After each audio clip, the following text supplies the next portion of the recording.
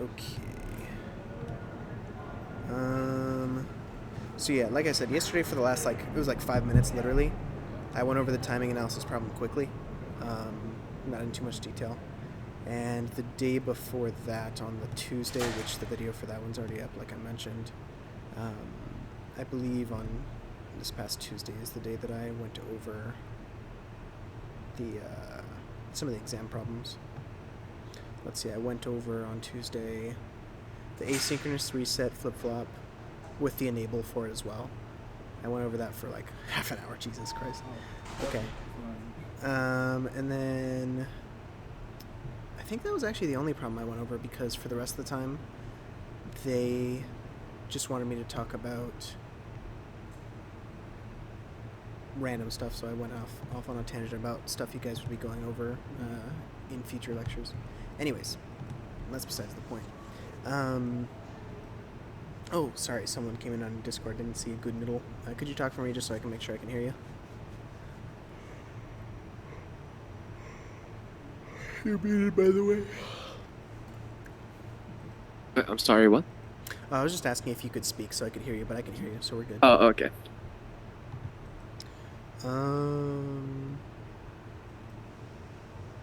Yeah, so like I said, in the recorded videos from the recorded video from Tuesday, I went over the asynchronous reset, and then yesterday I went over a little bit the timing analysis problem. So is there another one you want me to go over? For the exam, I guess we can go, I think, B, 7B. That one is Verilog. She posted the not the solutions, the actual exam, right? On Canvas. Okay, let me pull that up. And then Good Noodle, did you have any particular questions you wanted to go over? No. No? Okay, so well, we're probably just going to be going over exam questions then. If you do have any particular ones, please just let me know. While I pull up this exam.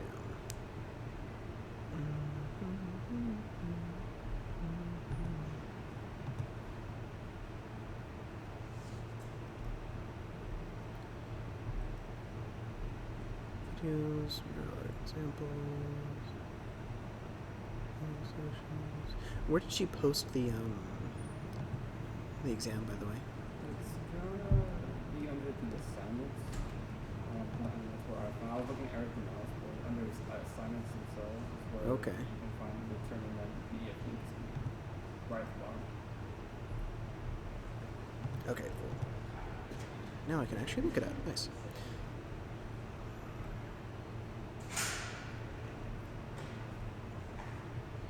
So number 7, which was, let me find that guy. The System Verilog question, which is implement the following equation using System Verilog. That's part A. Part B is implement the decoder. And that's part A and part B.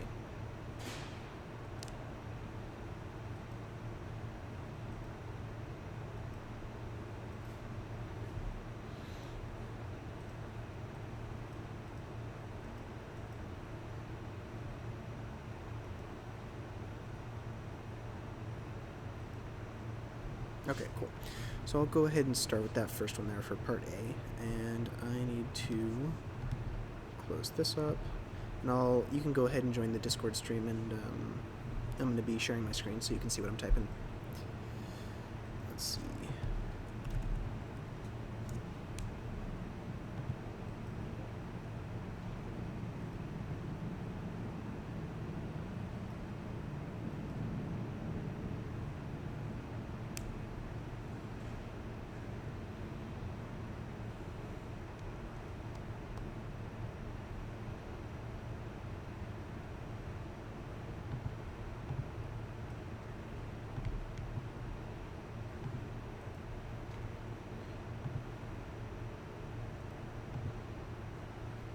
Oh,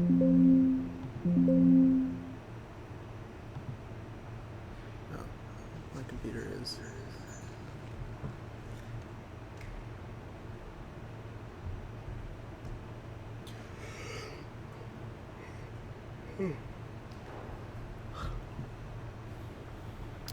Okay.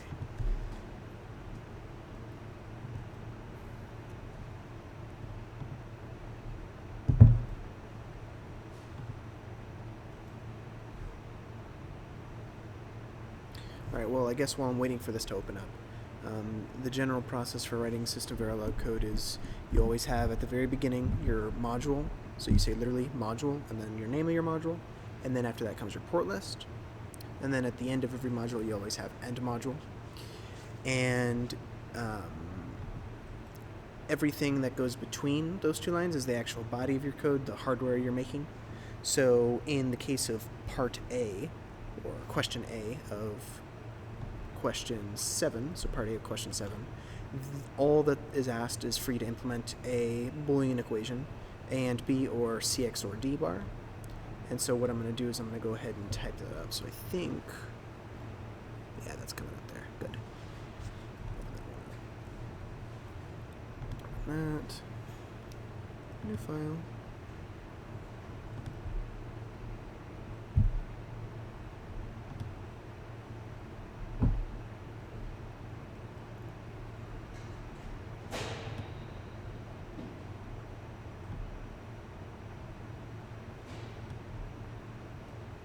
Could open it from that one. I'll do it from that one, yeah. Nice, and I get my pretty highlighting too. Okay, cool. Oh my god, that's funny. Alright, so again, like I mentioned, the very first thing you say is module, and then you say the name of your module, and then in here goes your port list. So for this particular example in the homework, they asked us to implement A and B, so I'm just going to kind of type this off to the side for me. They asked us to implement Y is equal to A and B, and then they want us to OR that with, I guess I'll use the OR symbol. They want us to OR that with, Can you specifically show me oh, is it not? Oh, what the heck? Oh, I see, it's on the other one. I see. Yes, thank you. Let me go and write that up.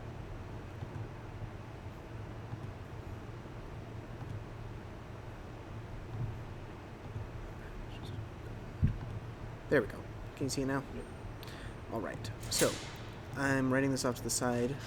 I've started writing the equation that they are asking us to write, which is A and B is the first part, and then the second part is they want us to OR that with C XOR D. So I would say C XOR D, and this is supposed to be D bar, so I'll put D bar there. And that's just so that I have it on my in my comments so I can read it and not have to switch back and forth a bunch. Okay, so the next thing I'm going to do is I'm going to go ahead and start writing the body of my code. So the body of my code is going to consist, or the port list, pardon. So the port list is going to consist of the inputs and the outputs for my module. So for this particular module, we are taking in 4 input bits. So those 4 bits are A, B, C, and D. So I'll go ahead and write those in here. We have to say input logic. I'll do extra space. Input logic, and then I'll write A, B, C, and D. You'll notice that I haven't specified a bit width, because if I don't specify a bit width, it's assumed to be 1 bit, and these signals are all 1 bit, so I'll just leave it alone. So next I'll do my output logic signal, which is called a Y, and that's my entire port list. Now, the next thing I'm going to do is I'm going to actually write out the code, the body of my code. The nice thing, though, is that since this is a single combinational block of logic, I can do it a few ways. I can do an always com block, or if I know the equation, I can just do it in an assign statement. So here I'll do it in an assign statement, and I actually already have it written up here. So whenever I want to write out code in Boolean algebra, I can exactly translate it using the symbols we have from System Verilog. So ampersands for ands, we have this dash line for, or this line for ORs, we have this for XORs, and then we have the tilde for negations. So you'll notice here that I've written A ANDed with B. Over here I have C XOR D bar, and then I OR those two things together, and then Y is going to be the result of all of that. And so that would be pretty much the entire code that you'd have to do for that very first part, part A of question 7. So I think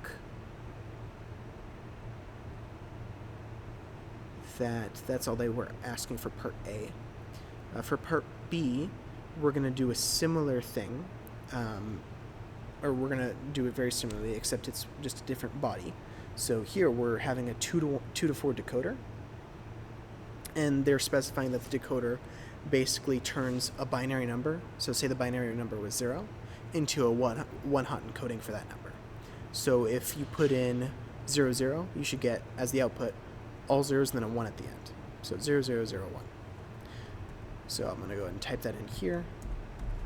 So basically the point of this is you're going to convert this to that, and then the decoder is also going to convert this to this term, and so on. So this is how we expect our module to behave once we finish writing the Verilog for it. Alright, so I'm going to go ahead and again type up my module, and I'll do it like this. Module name port list. Oh nice, does it for me. That's pretty helpful.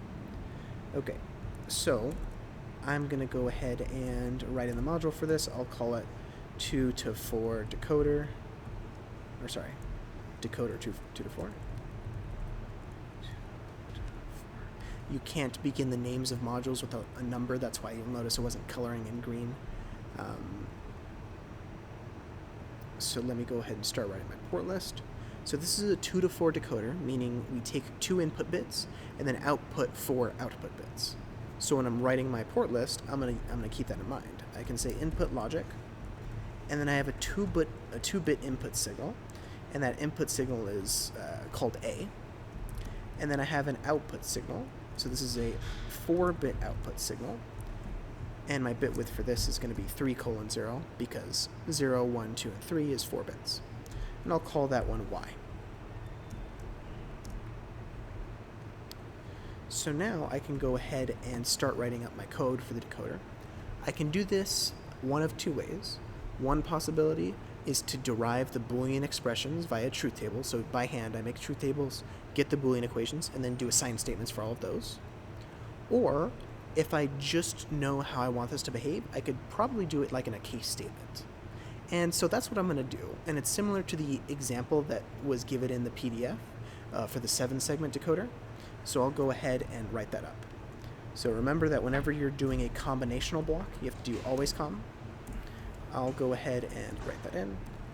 And then the next thing I want is my case statement. So I'll say case, and this is going to depend on what A is. And then remember, for your case statement, you have to say end case.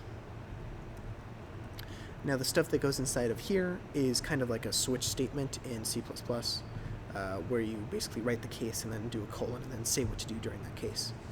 So here I'm considering the entire bit width of A. I could, if I wanted to, write this. That would mean the same thing as just writing A, because if I just write A, that means all of the bits of A, not just 1 to 0. If I wanted it dependent on just one of the bits, I could do it like this as well. Alright, so now what I'm going to do is I'm going to go ahead and start writing out my cases. So the first case is if you receive 0. The second case is if you receive the number 1, and then you receive the number 2, and then you receive the number 3. 2 bits of binary, 3. So remember, this 2 at the beginning is just specifying how many bits my number is, and A is a 2-bit number, so I put 2. Then I put a apostrophe followed by what my notation is that I'm using. Here I'm writing it in binary, but if I wanted to write it in decimal, I could do that as well, like this. Decimal 1, decimal 2, decimal 3, etc. I'll do it in binary. And then lastly, the thing I put over on the right-hand side of these is what I actually want to do if that's the case. So if A is 0, 0, then my output Y should be, well, let me look at my table up here, 0, 0, 0, 1. So I say Y equals 4 bits of binary, 0, 0, 0, 1. And essentially, this is what's going to happen for pretty much all of my lines here. The only difference is that I have my 1 shifted over a few times. So here, it would be in the most significant bit spot. Here it would be in the second most significant bit. Here it would be in the second least significant bit spot. And that would be pretty much the the system Verilog code for part B of question 7. So again, you start by writing out your port list, and then your actual body of the code. If you're just doing combinational stuff, you can typically get away with an always com block, or if you know the equation already, do an assign statement. Either one is going to work. If you're doing sequential circuitry, you're going to need most likely an always underscore FF for always flip-flop block if you want to instantiate a flip-flop. But since these are just combinational blocks of logic, we don't have to worry about that too much. Okay, so any questions in the process for writing up that code for me? So if it was like case A1, so right below that would be 2-bit binary, whatever is the ones. You mean like this? Yeah. Yeah, so that would be saying, okay, I'm looking at just the topmost bit of A, because A is a 2-bit number. Mm-hmm. There's a bottom bit and a top bit, and I'm looking at just the top bit. Since it's only one bit I'm looking at, these would all, let me actually type this up separately so I don't mess this up. The block would look kind of like this instead. So since I'm only looking at the top bit of A, bit 1, these would all be 1-bit numbers, because I'm considering just a single bit. There's only two cases. Those two cases are the bit is on or the bit is off. So it would look like this. Get out of here. All right.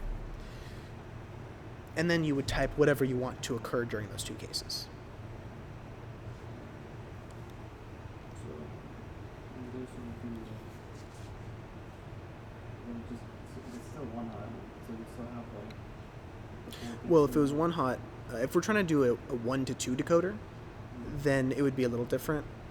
If we were doing a 1-bit input, the output would be 2 bits, because there's 2 different states. Mm-hmm. So it would look like this instead. It would be 2 bits, 2 bits, and then this top one would be encoded as 0, 1, and this one would be coded as 1, 0. If it was a 1 to 2 decoder. It would be vice versa with the lower A, right? You're kind of looking at something. Well, I mean, so it just, I'm kind of confused as to what you're asking. Are you asking, like, we want to make 2 separate decoders, one for the top bit, one for the bottom bit? Yeah, when we have to make for the top bit and the bottom bit, right? The Well, two cases. you need to consider both simultaneously in order to get any output, because they both impact what you're going to be outputting. It's not just dependent on A1, not just dependent on A0, it's dependent on both, which is why we're making circuitry that is dependent on both up here. And if we were to actually look at the equations, the output equations, well, we could write them out on the board real quick. May do that. There we go.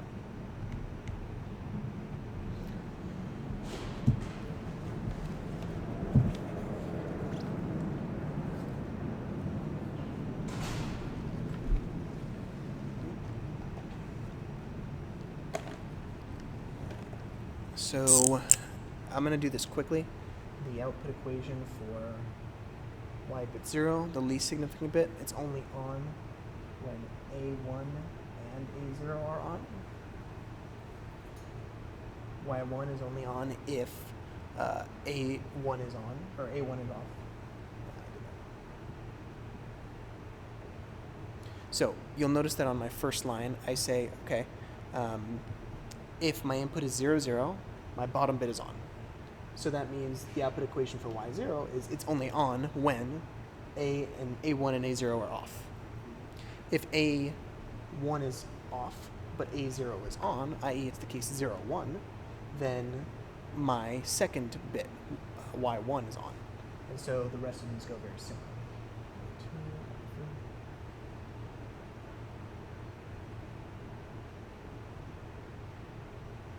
And so you'll notice that actually every single output depends on both A1 and A0. So you can't really split them up nicely. There's no nice way to split them up and have 2 different decoders for each. Every single term depends on one of them.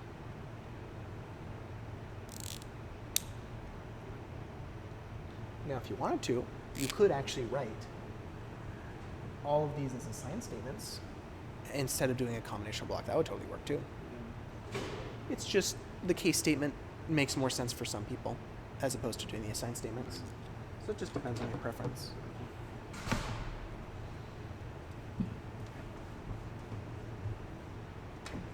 All right, any questions for me?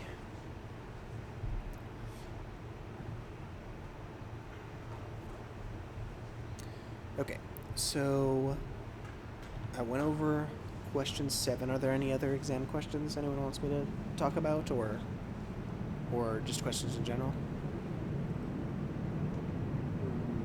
There's a question on the FSI. If no one else has questions, maybe we can start maybe assignment 9.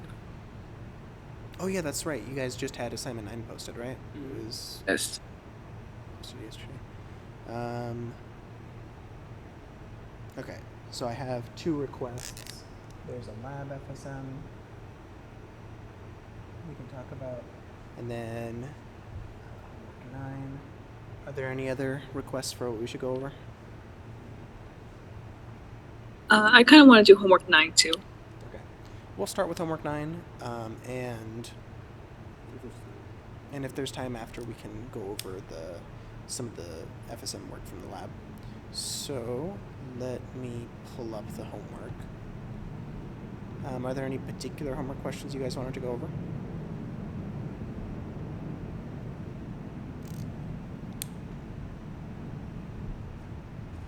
Maybe like one of the for question 1, because like there's multiple parts for them, and so maybe you can work out like one of them, and then we can get the general idea of how to do the rest of them. Okay, so let me go and take a look at homework 9 then.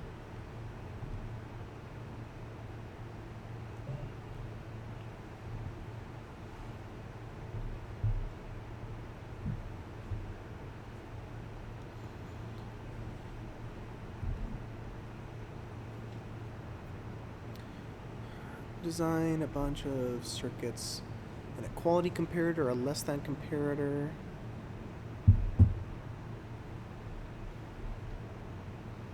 Greater than or equal to comparator. Greater than comparator for 4/2s. Less than or equal to comparator. Okay. So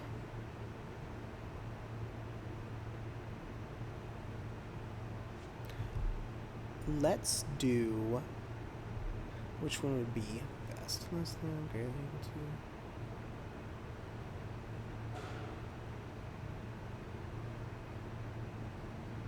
Let's do D, yeah. Okay, so for part D, you're asked to make a greater than comparator for some 2's complement numbers. So they're each going to be 4-bit numbers.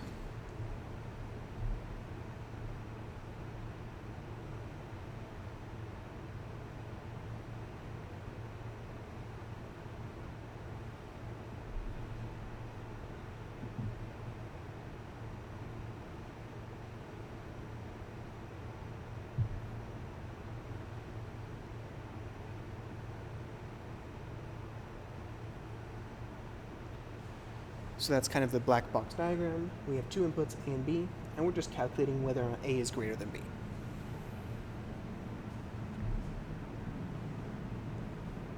So what's the general way we make comparators?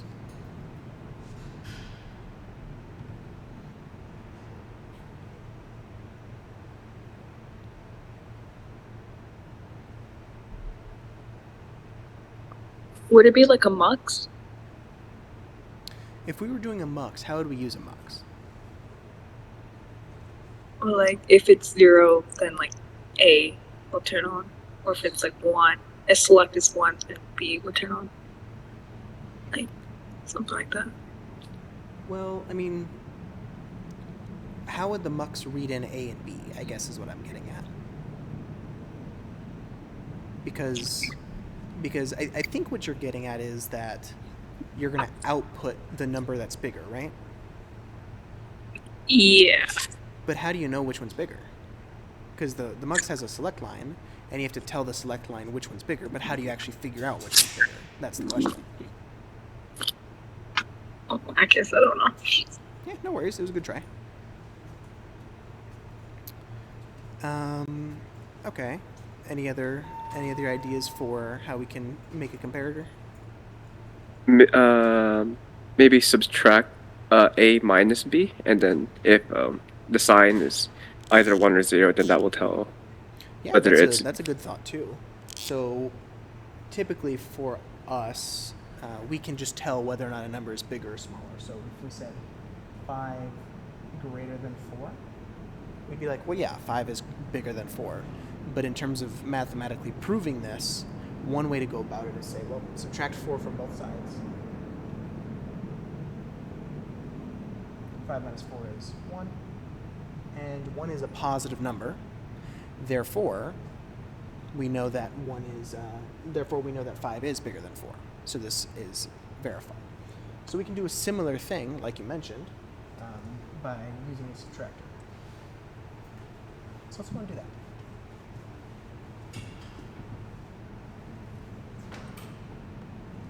All right, and I think A and B are both 2's complement numbers, right? So they could be negative or positive as opposed to being unsigned? Yes, they are. Okay, so that means each of them can go anywhere between 8 and negative 8 and 7. That's the range of A and the range of B.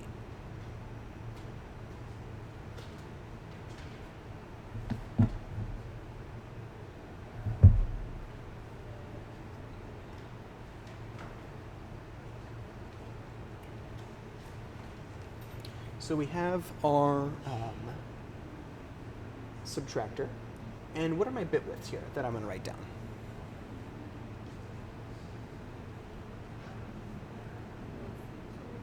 Well, A and B are both 4-bit numbers, yeah. I am going to say, though, that if we want this to work correctly, there's one minor nuance we have to keep in mind. And I'm going to work out an example problem that's going to kind of show that. So let's say we did, I'm trying to think of a good example. Versus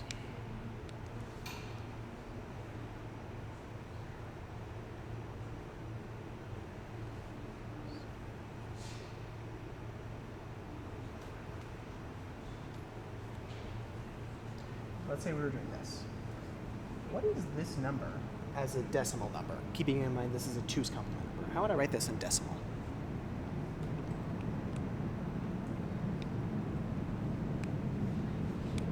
Zero, right? Not 0. You might be thinking of the sign magnitude representation. If this was sign magnitude representation, that would be 0. Then 8? Yeah, this is not 8, but negative 8. Because remember, the topmost bit in 2's complement representation is a negative number. So this is positive 2 to the 0, positive 2 to the first, positive 2 to the second. This is negative 2 to the third. This is the sign bit.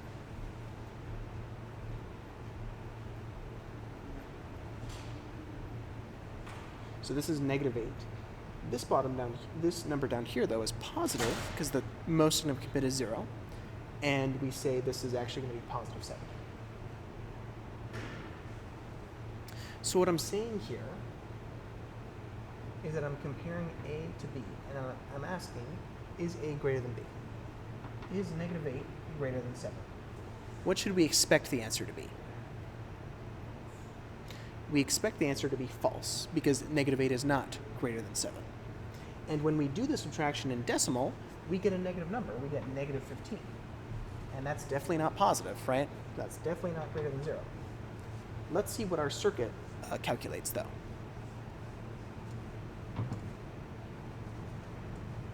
So remember that when you do subtraction, you flip the bits and then add 1.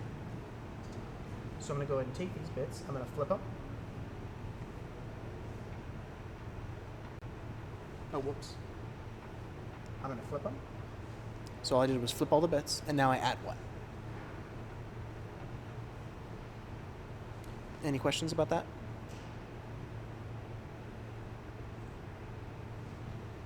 So now I add all of my bits together, and I say 0 plus 1 is 1, 0, 0, 0, carry the 1 here. Now, my carryout, this guy here, is not considered as part of my number. I just look at my bottom 4 bits. That's what my actual ALU, or that's what my subtractor's output. What would this number be in 2's complement? What would I say this number is?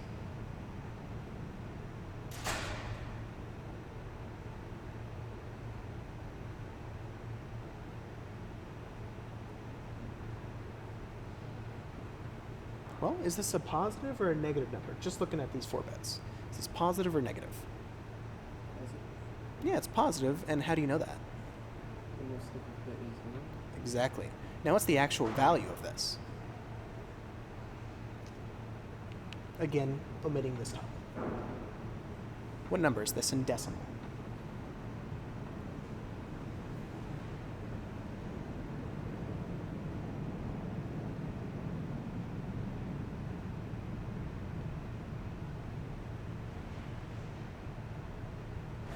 What? It's decimal value 1. Yeah. So wait a second. We did -8. We subtracted 7 to make it even more negative, and then we got a positive number at the end. And so now if we try and compare 1 to 0, see if it's greater than 0, see if it's a positive number by looking at this most significant bit, we're going to say, okay, it was positive. So that means that the number I started with, the first number, is bigger. But -8 isn't bigger than 7. That doesn't make sense. So the issue here is that we've actually overflowed our range of bits. We took in 2 4-bit numbers, subtracted them, and got a 4-bit result. But the thing is, -15, the value we expect to get, is outside of the range for 4-bit values. I said at the very beginning that 4-bit values were in the range -8 to 7, but our actual result, -15, is outside of that range. If we were to consider this carryout, which the circuit doesn't have, but in like our math, if we consider this whole number, including the carryout, this would be -15. That's how you'd represent -15 in 5 bits. And so that is the minor nuance. We can't use 4-bit. We can't use a 4-bit subtractor. We have to use a 5-bit subtractor. Because for a 5-bit subtractor, the range is -16 and 15, and -15 falls in that range. So we need to make one extra bit to use.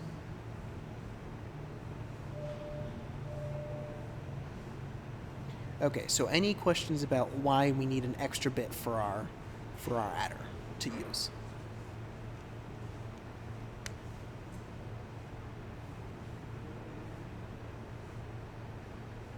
Okay, so now instead of writing 4, I'm going to write 5 bits wide for all of these. Because again, I want one extra bit so I can represent -15 in binary. And now we're going to ask ourselves, okay, well, A and B, they aren't 5-bit numbers. They're 4-bit numbers. So where am I getting this extra 5th bit from? And what is it supposed to be? That's the next question we have.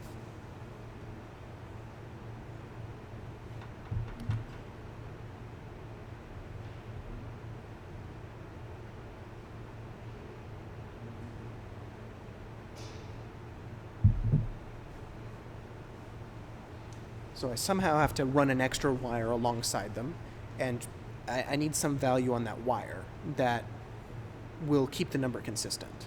So, for example, if I have 4 bits, I represent -8 like this. How do I represent -8 in 5 bits?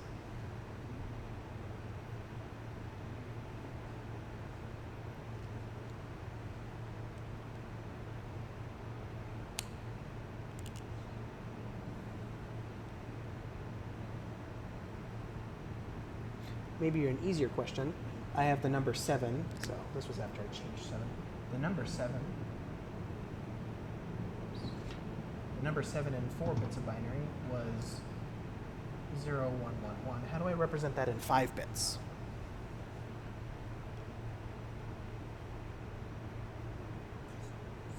By just adding one more 0, or like Right. sign extending it. Yeah, we sign extend it. We put it in the most significant bit spot, and we put a 0. But you mentioned a very key term there, which is, I'm glad you mentioned it, sign extension. We put a 0 here because this is supposed to be a positive number, so we're preserving that. However, for -8, this is the number. If we put a 0 up there, we just 0 extend it, Now, in 5 bits, this is a positive number because that top bit is a 0. So we can't just 0 extend, we have to sign extend. So sign extending means you just take whatever the old most significant bit was, and you copy that into the new most significant bit place. If you were to actually run through the calculation and see what this number is, we would get that it's -8. So let's actually run it through. This is the 2 to the 4 spot, but it's -2 to the 4 because it's 2's complement. This is the 2 to the 3 spot, 2 squared, 2 to the 1, 2 to the 0. These are all zeros. We have a -2 to the 4, so -16. And then this is 2 to the 3rd, that's 8. So this is -8 in 2's complement. So with that in mind, we need to sign extend each of these. So what that means is we pick off the topmost bit of A, which is A bit 3.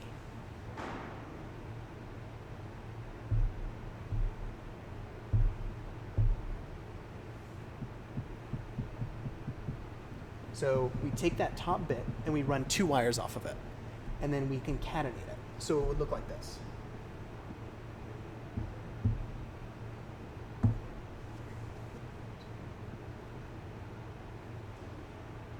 So we literally have 4 wires for this 4-bit number, and then we just take this wire and kind of run an extra wire off of it.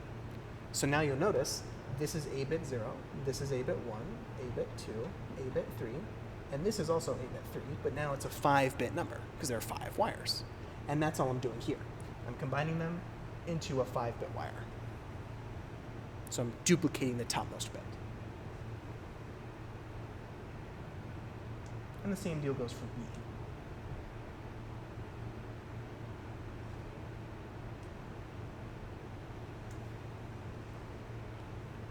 Okay, so we've solved the problem of getting outside of our range when we do subtraction. So now we need to ask, okay, what was the point of doing this? Why are we even subtracting? Remember at the beginning, we said if we subtract 2 numbers and our result is positive, then the first number is bigger. If we subtract 2 numbers and our result is negative, that means that the second number is bigger. If we subtract 2 numbers and get the number 0, that means they're equal. So let's keep that in mind. So if the output, I'll call this diff for the difference. If the difference is greater than 0, i.e. it's positive, then that means A was bigger than B. If the difference was negative, then we can say, hey, B was actually bigger.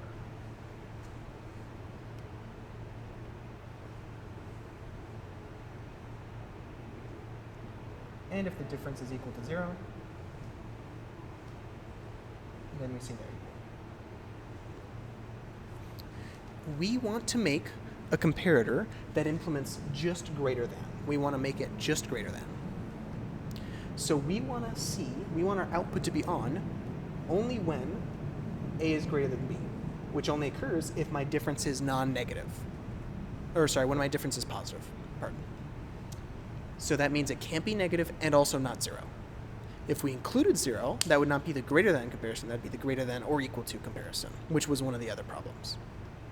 So for this one, if we're just trying to find if it's greater than, we need to make sure that it's positive and not 0.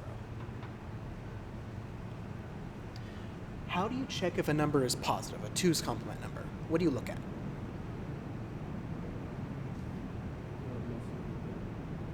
Anyone from Discord have any ideas?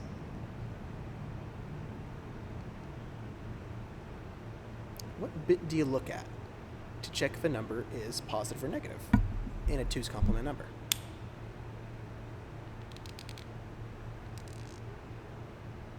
The most significant bit?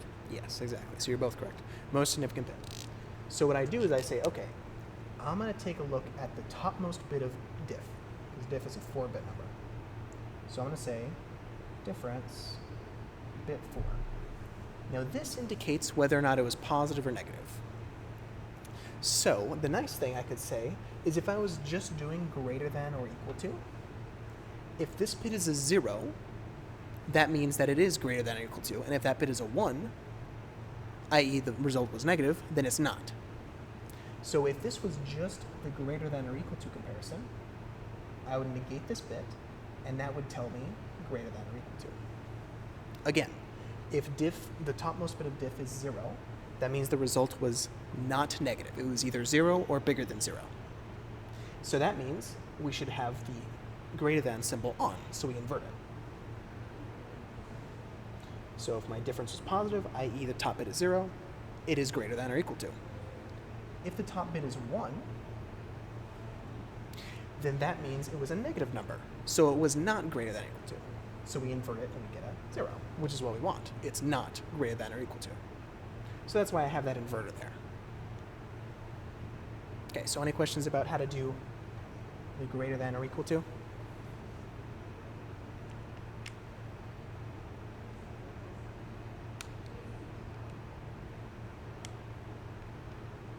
Okay, so that was what, part C of your homework, so now we can talk about just greater than. So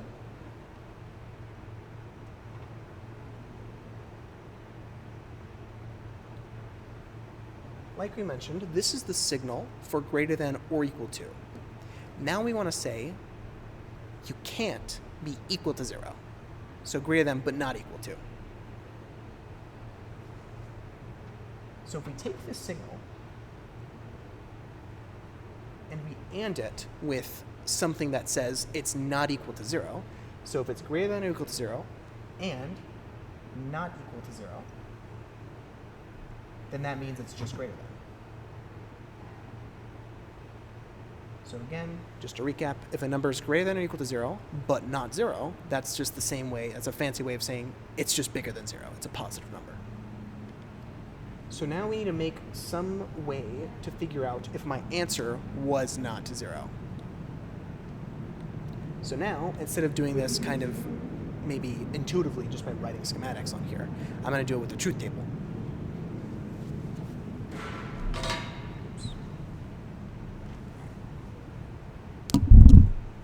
So I'll say, okay, I have 5 input bits for my difference. So I'm going to look at that number.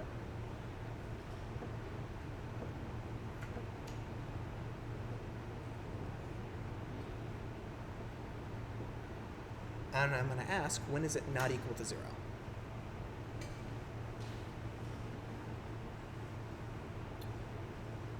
In this first line, is this not equal to 0?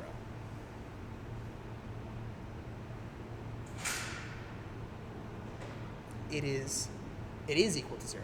So that means this should be false, right? But in every other case, I'm not going to write them all out, but in every other case, i.e. if there's a 1 present, then it is not equal to 0. So it should be on. So all the rest of these, all the way down to all 1s, it's going to be on. Does that look like a gate anyone recognizes?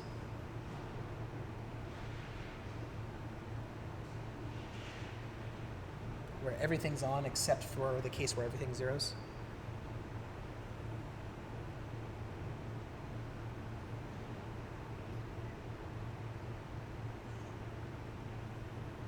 Is that like an OR gate?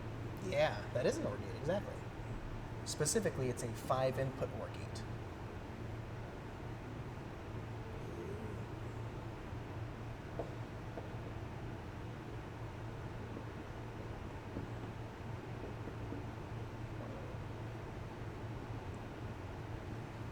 So kind of intuitively, we can say, okay, what does this mean? If this bit is on, if the topmost bit is on, then it's not equal to 0. So we're going to say true. If this bit is on, independent of what everything else is, then the number's not 0, so we output true. If this bit is on, it's not equal to 0, output true. If this number's on, not equal to 0, output true, etc. If any one of the bits is on, then we know it's not 0.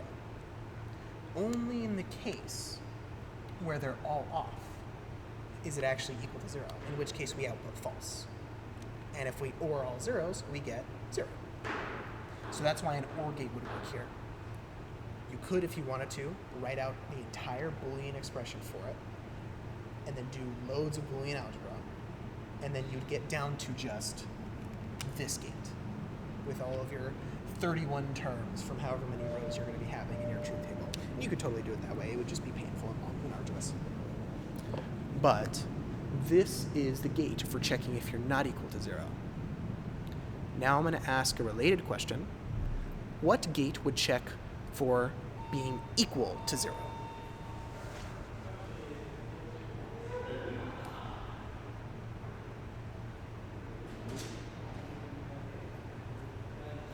Well, this is the signal. That signal right there is saying not equal to 0, right? So what if I just... What do you think that would be?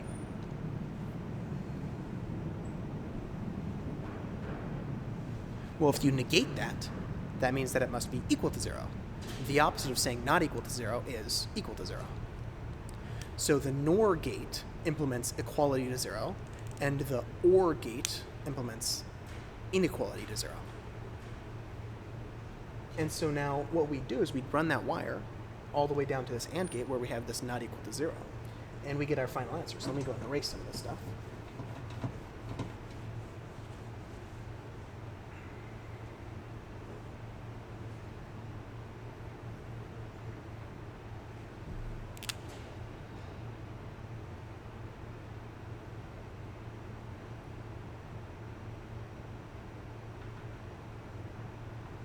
You'll notice I'm only drawing one wire. This implementation means the same thing as that. I just didn't draw all 5 of the wires.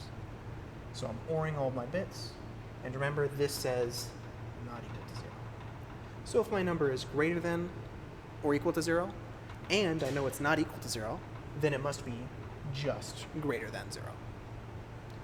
And so that would be the logic you would do for implementing a comparator, a greater than or equal to comparator.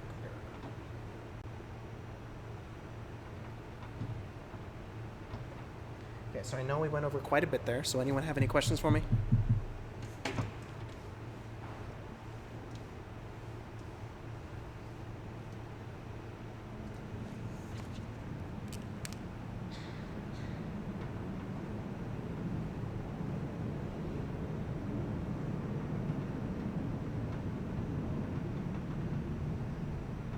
So actually with this implementation, you can get both greater than and greater than or equal to signals, because here this is the greater than signal, and this intermediary one was the greater than or equal to signal. So that's pretty nice. We don't have to worry about too much stuff with that. How would we get the less than signal?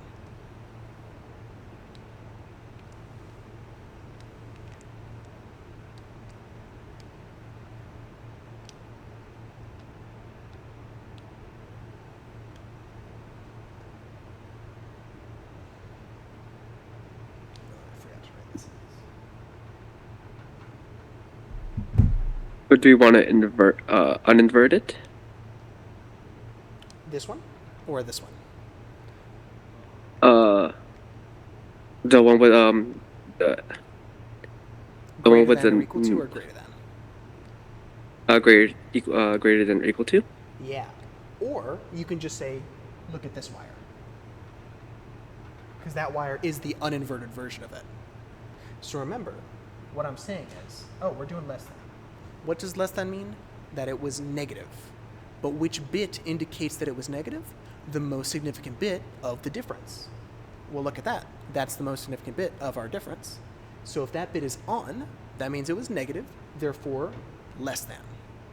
If that bit is off, then that means it was positive or 0, which means not less than. So these two are opposites. Less than is the exact opposite of greater than or equal to. In a similar vein, the opposite of greater than is less than or equal to.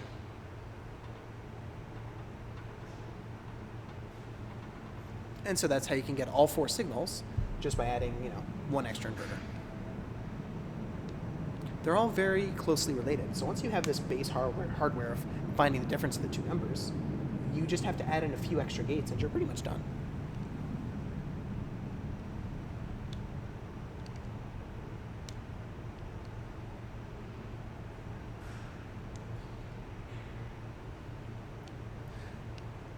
We also, as it happens, have the hardware for checking if the difference was equal to 0, i.e. they're the same number, so equality. This is the not equal to 0.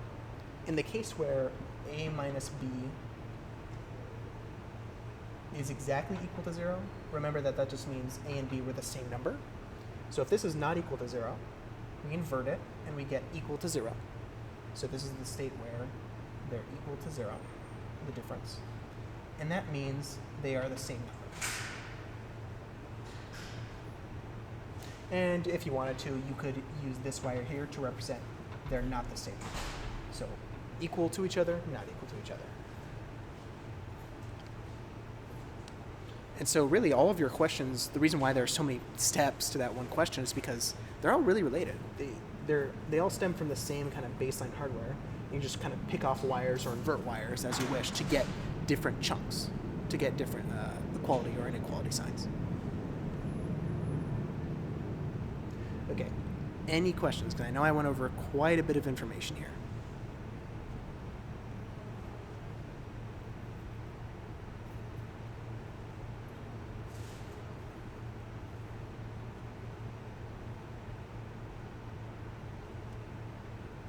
All right, so I take it everyone is a master at comparators. Everyone can make comparators in their sleep, right? That's fine. Well, how does it derive the comparative? Yeah, I mean it's based off of just some mathematical fact. When you take the difference of two numbers, the difference is positive, negative, or 0, and then you can base your circuitry off that. There are other implementations. You don't have to use a subtractor. There's other ways of doing it, but this is an intuitive way of doing comparison.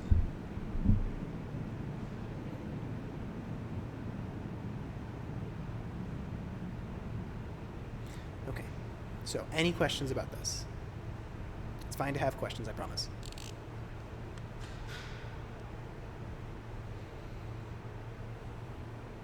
Okay, well, we covered that comparator question. I think that was actually like all of the parts of the question.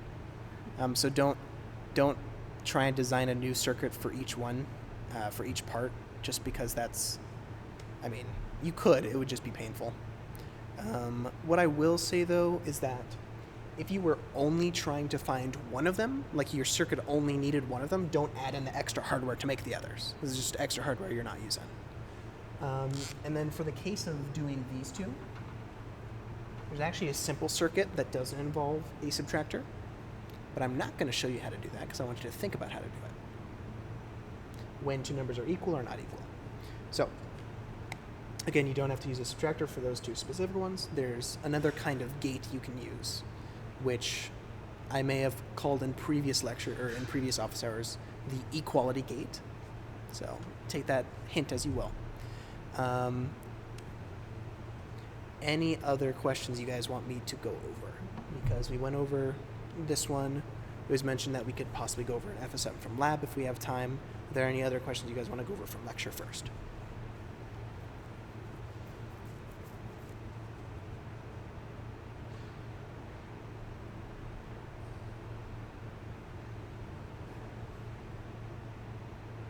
Okay, I'll go ahead and erase this from the board.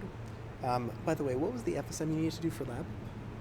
It's a sequence for turn signal in the car. So Sequence for what? per car. So there's 3 lights on each side. Oh, it's the Thunderbird one, yeah? Yes. Okay, I'm not going to go over the code because we have 7 minutes, but I'll talk about how to do the diagram. And you can get the code straight from the diagram just by kind of the many examples we've done in office hours and also some of the ones you guys have done in lecture. Okay, so if I recall correctly, there are 3 lights on each side, and you basically light them up in sequence. So you light this one up, and then both are lit up, and then 3, and then it turns off if the blinker's on in that direction. Okay.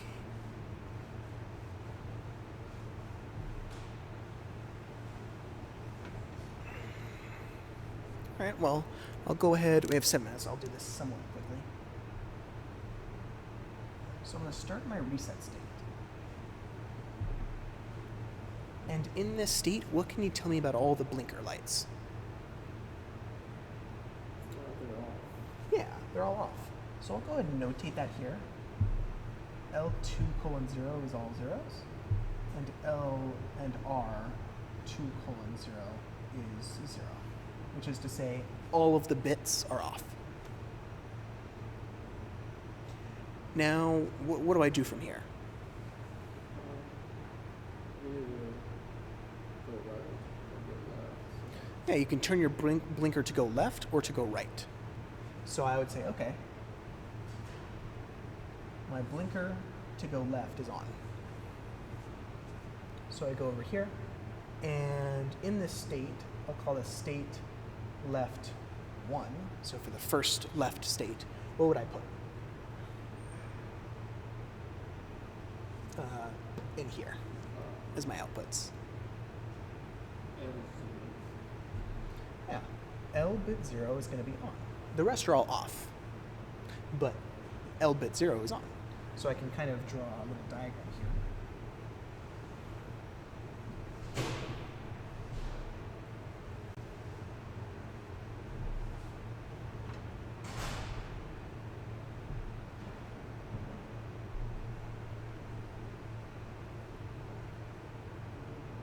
And in that first state, I want just this guy to be on.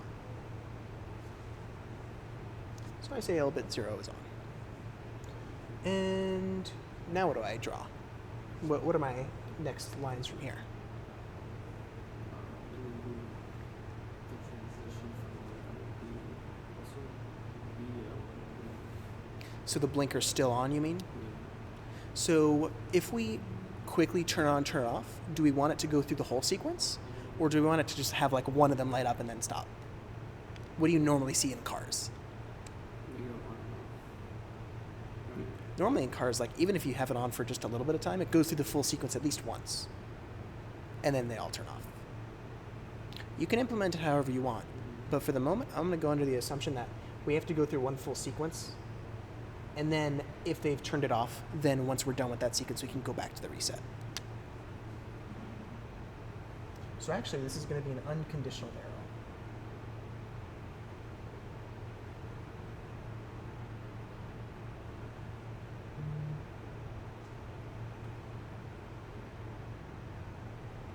And it'll look something like this.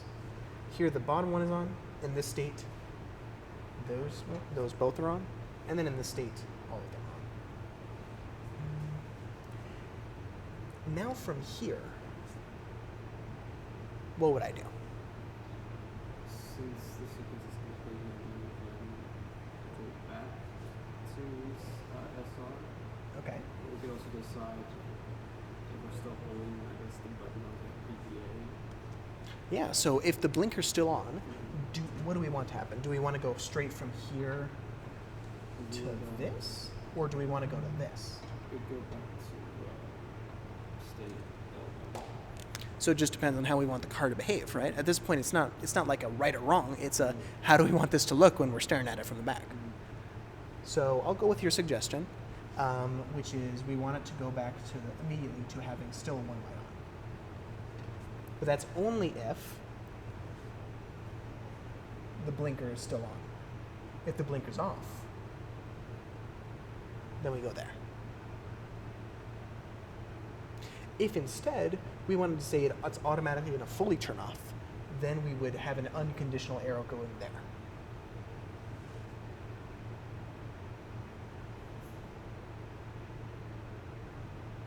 What if you're in the middle of this process and you turn it not just off, but to the right? Do we want to interrupt this and immediately start it, or do we want it to go through a full sequence and start it? We would, you can only do one at a time. So You got to pick one. You can either I guess you could try and do both, but that